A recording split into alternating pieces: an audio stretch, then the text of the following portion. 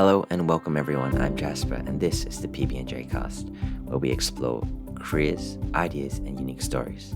I'm thankful for you investing time to help broaden perspective and joining me in the journey as we appreciate the process of finding and adding value in work. Today, this is part 2 of the conversation with Dr. Hock, the dermatologist, and I forgot to mention, he briefly touches on it, but he's also on the board of the dermatology training. So he helps with deciding who gets into the program. And let's jump straight back into it. Here you go. Now, being where you are now, you've definitely learned along that journey. What would you have wished that you could, go back in a time machine and whisper in younger Dr. Hock's ear? Probably I would have encouraged the younger Hock to be even more purposeful in finding the purpose of life. Because knowing that work is, a big part of our life, 8 hours or more a day, 40, 50 hours a week, and more, to understand the purpose in life for me and how that can be expressed consistently and honestly with integrity through work as well, would be something I would probably advise the younger Hock. Yeah. Okay, cool. And what about your patients? I'm sure you meet so many patients and you've touched on the Dr. Google phenomena of our generation. What do you wish that patients knew or came into the room with a different mindset? Patients are as varied as there are individuals, Yeah. So it's very hard to be absolutely to generalize as such. But I think to come with in a spirit of cooperation. Some, unfortunately, for whatever reason, some come in an almost combative sort of aspect.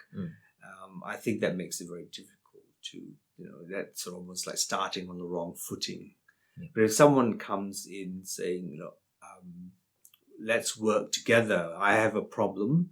You are a trained expert, but obviously I have my understanding and it's affecting me as in my life. Let's work together to find the best solution possible. Doctors are not magicians. We're certainly not God. We all have limitations, and however much advancement in knowledge and technology there has been, even in the time that I've practiced, there's still definite limitations, and we're aware of those limitations. And to be aware of the limitations actually is a very important aspect of practice as well. So for individual come in not expecting the dermatologist to do everything and cure all and know all on the one hand, but also don't come in not saying, almost start off with a degree of distrust. I think that makes it difficult. So come in with that sense of wanting to work together, be cooperative in finding the best solution. That would help. It's a win-win, isn't it? Absolutely. Yeah. And going on from there, what would you say a typical day or week looks like? I know it might vary, but if you could give a general sense of, if I were in the shoes of a dermatologist, if I was in Dr. Hock's shoes, what does it look like? Yeah. As dermatologists practice in Australia, by and large, the vast majority of patients we see are by referral from other colleagues, usually general practitioners, family physicians, but it could be from other specialties as well. It's pretty much by appointment, so there is a time scheduling, and in fact that is actually one of the potential reasons for stress, actually, when as much as possible we like to not keep someone waiting because everyone's time is valuable and important. So trying to keep to time and yet in that time frame allow a proper assessment, discussion and agreement to how to manage the concern can be very challenging. When you do skin surgery, if there's an unexpected event, then that might throw you out for an hour. And that obviously is stressful for everyone involved. But so it's by appointments. There's certainly a sense of trying to keep the time within reason, and then you have the whole range of individuals that's represented in society. So every person who then walks through the door, you might subtly have to adjust your approach to that individual, because some like a very direct, call it a spade sort of thing. Others will need more, not beating around the bush, but sort of a more gentle, sort of a indirect approach to things. So, and that's a skill and that's a desire that we develop over the years, how to approach that. By all means, certainly I don't always succeed. In fact, probably I don't succeed as much as I would like to, but there we are. What else is a day? Typically, as I say, appointment driven, and therefore it's important for me at least to factor in breaks, like a decent lunch break. Not necessarily to have lunch the whole time, but just to catch up a little bit of a morning session, take stock a little bit, answer some phone calls.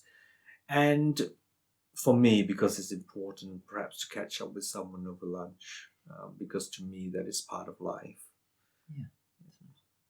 So to divide it into, I guess, say if you work 40 hours a week or 50 hours a week, if there were the big categories of one-on-one with patients, surgical side of things, and admin side of things, where do you think the percentage allocation goes? And is there another big segment we're missing?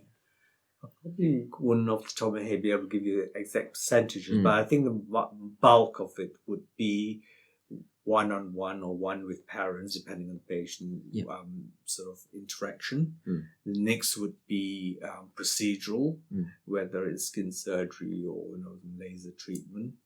But certainly being part of a group practice, there is the interaction with colleagues and co-directors. The business side of things is important. Looking after our staff, managing staff conflicts and aspirations. So and then of course administrative things. Also then keeping up with continuing professional development and education, and all the government and statutory bodies requirements would obviously be very important as well. In addition to that, as I mentioned at the start, that I also have a position as a consultant dermatologist, one of the teaching hospitals. So that involves service provision, supervising, coming alongside the training dermatologists, the registrars, the junior medical staff, medical students, and paramedical staff as well. And all that to me is important and rewarding, but obviously can be taxing in terms of time, energy levels as well. Right, so there's so many, even though there's the one job title as a dermatologist, there's so many different roles that you have to play. Yeah, that's right. Clinician, administrator, business teacher, manager, teacher, mentor. Yes. And so it goes on. Yeah. Well, during all that time, I'm sure that you would have had to make many hard decisions. And what would you say then would have been one of the, if not the hardest, one of the hardest professional decisions that you've had to make? One of the hard professional decisions is to actually, and thankfully this doesn't happen very often, but it's actually for the sake of everyone, both for the individual in front of me, who's the patient, and for myself, to make a decision to actually terminate the therapeutic professional relationship. Wow. In other words, because there's a spectrum of individuals, both as a patient and as a practitioner of medicine dermatologist, you come across individuals where somehow that useful, productive, therapeutic relationship rapport just doesn't seem to be established. And almost like we are at loggerheads. And I think for everyone's sake, to make that difficult call, to say, look, this probably isn't working, and perhaps there's another colleague, whether within the group practice or another practice, that might best serve you, is a difficult call to make, and hopefully without any sense that it's something personal or that's a rejection of the person, but just for the sake of trying to achieve the best outcome, that is probably one of the hardest decisions to make. Thankfully, not many occasions, but certainly there have been, and it's always quite taxing to do that. Yeah. And done well, and I'm not sure that I always do it well, but done well, actually, with the benefit of hindsight, often everyone is involved is actually grateful that was actually, that hard decision was made. Yeah, right. I honestly wouldn't have thought that. I thought it would have been something else, but I think it's interesting for me. You know, I'm not a medical doctor. You would think that it's normally the patients that are like, I don't want to be treated by this person, which I'm sure that happens as well. Yes. But thanks for sharing your side of things, being like, actually, with your role, you are looking for their best, and sometimes the best is to go with a different physician. I think for me, that's a part of understanding as a practitioner my limitations. So whether it's my limitations in my skill set, for instance, I may not be good enough or not able to come to a proper diagnosis, for instance. Even after all these years, we still have that. And that's where I find being in a group practice great. I get not only a fourth patient, a second, but maybe a fifth opinion, because there's a group of us here. So that hopefully benefits the patient.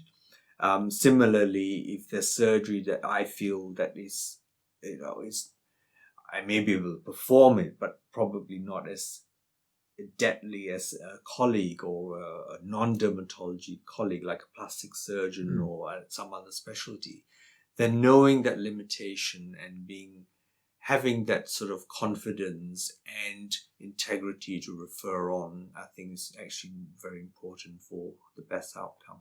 So knowing my limitations, and part of it is that rare occasion of saying, look, this therapeutic relationship's not working. Let's find someone else for you that's best. Yeah.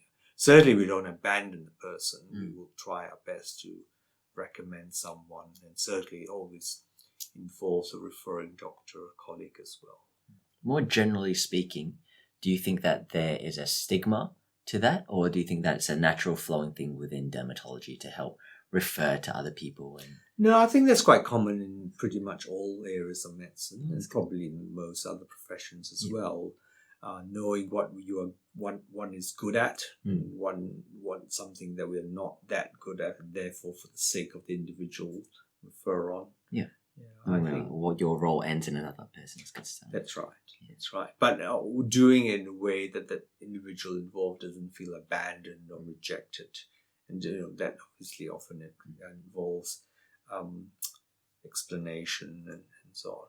But it works the other way around as well. Sometimes there's a procedure that I'm more than comfortable to do, done it hundreds and thousands of times, but the patient say, no, actually I want someone else to do it, and not feel that it's a personal rejection. It's just fine. That's fine, because that is for the patient also the best outcome.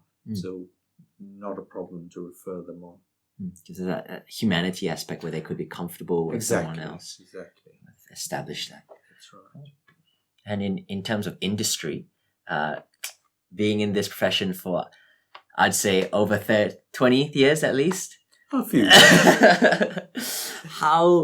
How do you think the industry has changed the most from when you first started until now in 2020?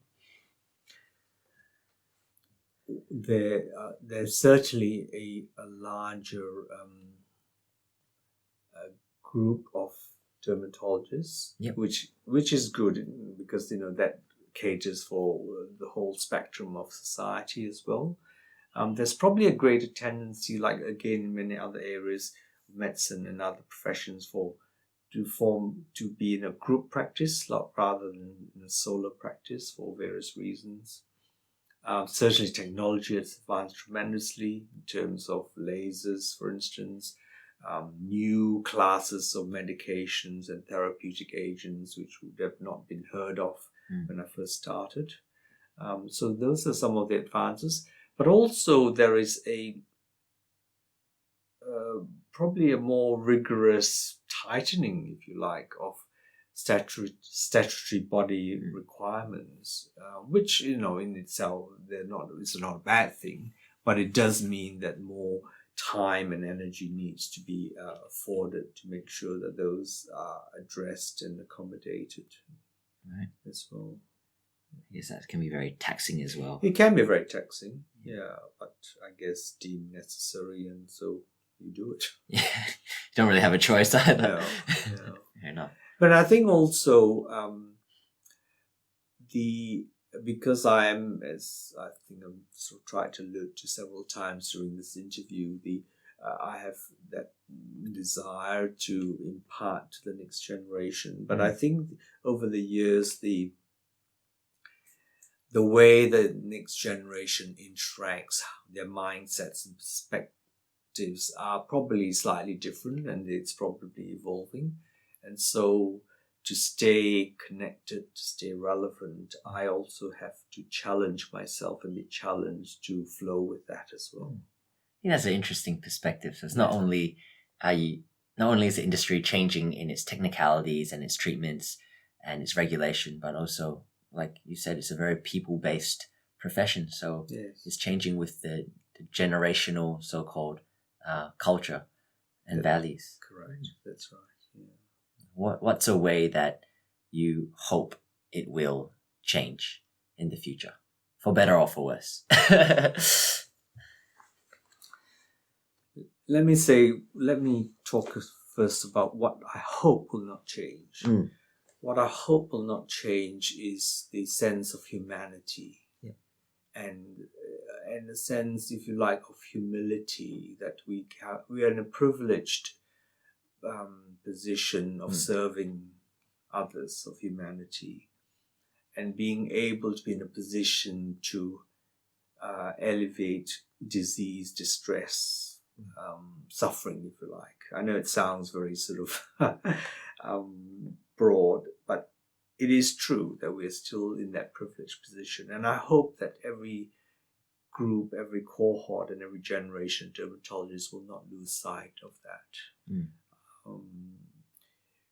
I remember when I first started medicine, not just dermatology, a very wise senior colleague, a professor, he told me that when all else, including the science of medicine, fails, it is the art of medicine that heals. And I think that it holds true as much, that wisdom and that truth holds as much now as it did when I first started. So I hope that would be a key aspect that does not change. Now, the expression of that may well change with new technology, with new even worldviews and perspectives of each generation, the value that they place on different aspects of life. And it's certainly not all bad or all good. I think that each generation, indeed each individual within each generation, will have to find that out for herself or himself.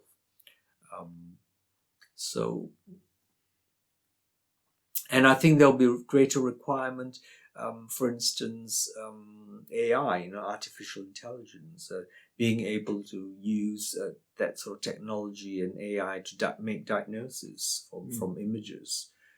Will definitely be something that we would have to accommodate and not just oppose or grapple with, but actually go with it, because ultimately we trust it is for the benefit of the individuals and for the patients.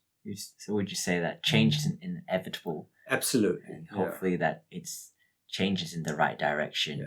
And also, I suppose, to the extent that we can, to actually help the flow of that change for the benefit of everyone, rather than taking a combative, oppositional stance, or just to change for the sake of changing, because some things, as I first mentioned, should not change.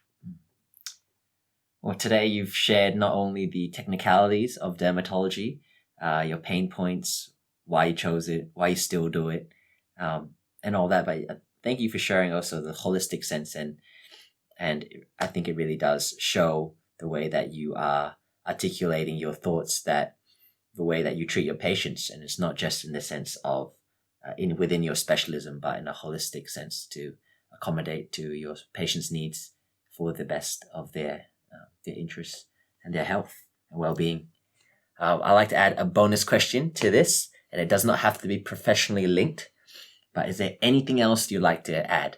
Anything that comes to mind, something exciting that you're doing, or just something that you'd like other people to hear? That could keep you here for 10 hours. Let's keep that as one thing. I'll be very specific here, one thing. Perhaps given that I suppose this has an orientation or leaning towards, the marketplace and profession, interviewing people from different professions and trade. Perhaps we'll stick to that sort of side of things. Okay. I think for perhaps anyone in your audience to understand what you are created for, what you are here for, as a broad question of life and the purpose of life, of which work is one key expression, and not view it as something separate. I think that's what am I here for? I think it's a very important life question. When we understand this and understanding that purpose, and then understanding the gift or skill sets that we have in each of us, and you may need to discover it like, gold and diamonds that are in the ground. You may need to uncover it with effort, but you uncover it and you refine those skill sets and your interest. I think that goes a long way to then say, does this profession actually help me express that as part of my life? And I just want to finish with something that I've read, and it's certainly not original from me. But what is the purpose of work? The three things. Work either creates beauty, it generates wealth in terms of being able then to bless others, or it is to be to bring order to chaos. If you look at any area of work, any profession or trade, it could actually fall into one or more of these three purposes of work. I'll just say that again. To create beauty, to bring about abundance and growth, and or to bring order out of chaos. And if we understand that is principally why we work from time immemorial, then the expression of that, whether you are, whatever trade or profession we engage in, perhaps it's good to bear that in mind as well. There you go. Answering a question with a question. Very typical Shufu type thing. But thank you so much for your insight and sharing your perspective. I've definitely learned a lot, and I've also grown to appreciate your work, even though, we've known each other for so long. It's not really part of our everyday conversations where I find out really the nitty-gritty of what you do and why you do it. And I'm grateful for that. Grateful for your time, and grateful for joining me. So I'm going to do the outro to everyone else, and I'll say thanks again for being here and for sharing this episode on your socials or following and rating on the podcast so that it can reach others. I'm grateful you spent some time with me and us, and you can reach me directly at thepbandjcast@gmail.com. I would love to hear your feedback, ideas, guests, suggestions, or if you'd like to share your journey as well. The email address is one word, thepbandjcast@gmail.com. Also in the description below. Would you encourage other people to join, Hock? Absolutely. Put you on the spot there. Alrighty. Thanks. Thank you, Jasper. Thank you.